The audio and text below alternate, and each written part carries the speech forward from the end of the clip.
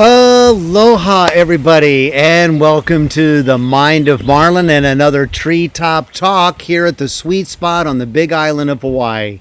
We're back from hiatus, and I appreciate you sticking around. The ducks are fed, the chickens are fed, and now it's time to feed your head. A few days ago, the Washington Post released a piece about the Afghanistan war becoming the 21st century Vietnam. Biden has now agreed to bring all of our troops home. For those of you who are old enough to remember, if you can still remember, or those of you who read and or watch things about history, Vietnam was an embarrassing moment in the U.S. historical saga where, with all of our military might, could not subdue a ragtag army populated by soldiers wearing pajamas and whose hat could be used as a wok. Clearly they won the war because they could cook in their hats, and we couldn't. I mean, look at what our soldiers are wearing.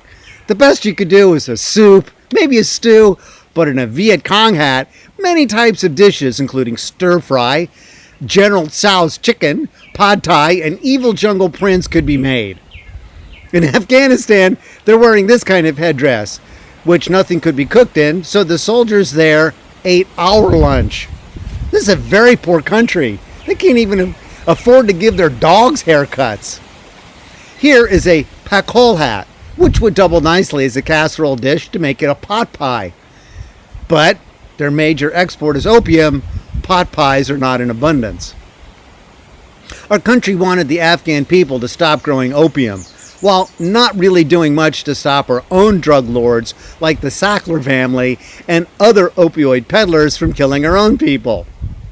The Russians tried to take over that country and failed miserably. But did we learn anything from that? No, because we didn't want to. We wanted to spend a lot of taxpayer money and tell us it's to keep us safe. Please see my piece on pandemic preparedness versus military spending. The Afghan opium poppy production hit an all-time high in 2013, despite the U.S. spending $7.6 billion on counter-narcotic efforts in Afghanistan, according to a United Nations report.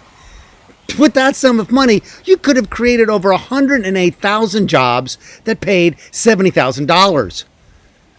That money then gets spent on our own society, on cars, washing machines, televisions, TV dinners, crock pots, pots and pans, remote control air freshener, video surveillance devices, fabric softener, nail polish remover, breath mints, follicle rejuvenator, hair fabric leather conditioner, disinfectant wipes, ass wipes, stainless steel wipes, scented cleaner, earwax remover, Fitbits, drill bits, kibbles and bits, Captain Crunch, Crunch and Munch, Nestle's Crunch, Turf Builder, eyeshadow, eyeliner, beer bongs, football, baseball, basketball, hockey, soccer, and all sports branded items, phone bling, and on second thought, why not just save the $7.6 billion, buy the crop, probably for a lot less, and give it to those 108,000 people who will stay happily stoned and not try to fill that soul-crushing void with consumerism and shit that eventually becomes landfill fodder.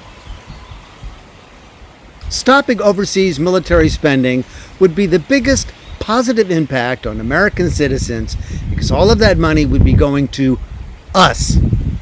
The money spent in Vietnam was $843 billion. That same money could have created 12 million jobs at $70,000. Those people could have spent that $843 billion on toaster ovens, garden hose, weed and feed, laundry whitener, teeth whitener, tile whitener, supremacist whitener. You get the point. According to a report released by the Society of Actuaries, the opioid crises in the U.S. economy cost $631 billion from 2015 to 2018. Mortality costs accounting for 40%, $253 billion, of the estimated economic impact, predominantly driven by the loss of lifetime earnings for those who died prematurely due to drug overdoses involving opioids. There are costs for excess health care, spending for individuals with opioid use disorder, costs associated with criminal justice activities, costs associated with government-funded child and family assistance programs, educational programs, and lost productivity costs. The report also found that the opioid crisis will cost another 172 to 214 billion in 2019. For that sum of money, we could start another war. Not finish it, just start it. Now here's the thing about opium. It's been used since 5000 BC, so it isn't going away. The use of opium in the United States reached its peak around 1880 to 1890, drumming up hefty criticism from concerned American families and politicians alike. One of the results was the passing of the Chinese Exclusion Act in 1882, which not only prohibited Chinese laborers from immigrating to the U.S., but also banned all opium imports. Then there was the Pure Food and Drug Act of 1906, which made it more difficult to allow opium to enter the country and was a direct precedent for the eventual creation of the Food and Drug Administration, or we know it as the FDA. Now, you really can't overdose on opium, but you can slowly wither away from its perpetual and heavy use. But if you condense it down and turn it into heroin or other concentrated forms like barbiturates, you can overdose and kill yourself. And where's the FDA during the opioid crisis? Why are we not banning all opium imports now? If we can prohibit Chinese laborers from immigrating, can we prohibit pharmaceutical companies from getting rich from killing our own people with these drugs? Like tens of thousands every year?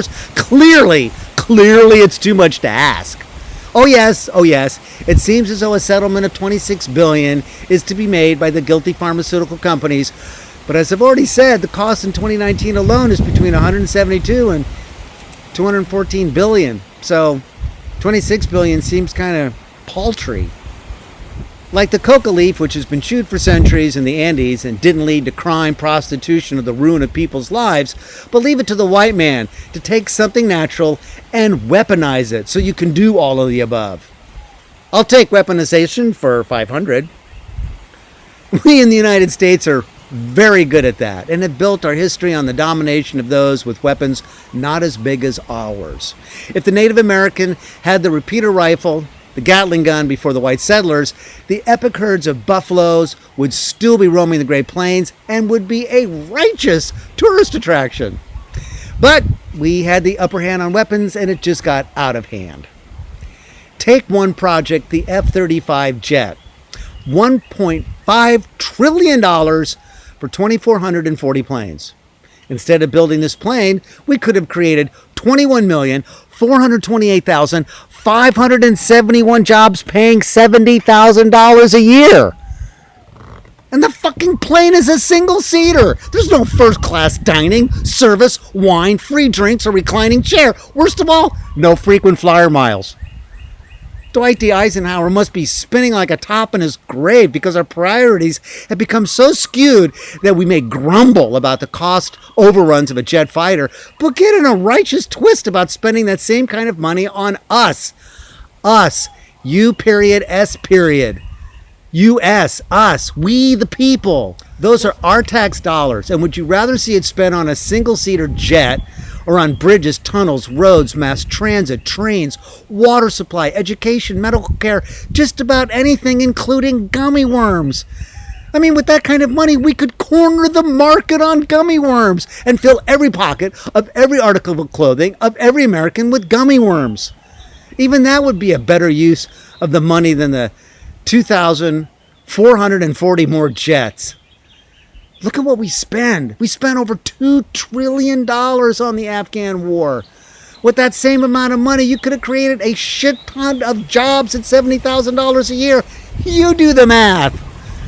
So the next time you have an inkling to speak up about how your money is being spent by the government, why not inkle at your congressperson or senator and say, you can protect my ass more effectively by spending some of my hard-earned dollars here at home than overseas on another country. 2,300 soldiers died in 20 years in Afghanistan. 2,977 people died during the 9/11 attack. Clearly, a poor use of your money. If we had kept those troops at home, we could have had a much higher body count for far less money. 50,000 of us died from opioid overdoses in 2019 alone.